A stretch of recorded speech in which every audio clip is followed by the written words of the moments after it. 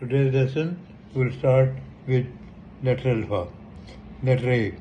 Did da is A. B is da did 3 times. C is da did da did. D is da did. E is did. F is did da did. G is da did. H is did. I is did.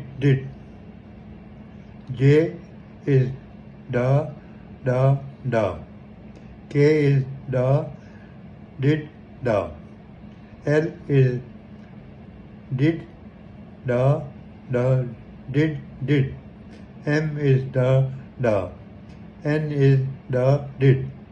O is da. P is da did. Q is da did. R is did. S is did. T is da. U is did da.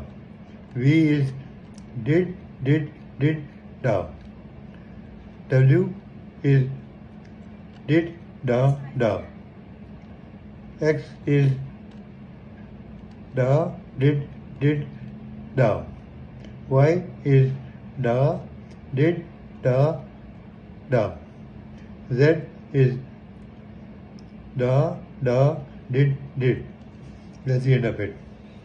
Thank you. This is the end of the lesson. This is the end of lesson number 1.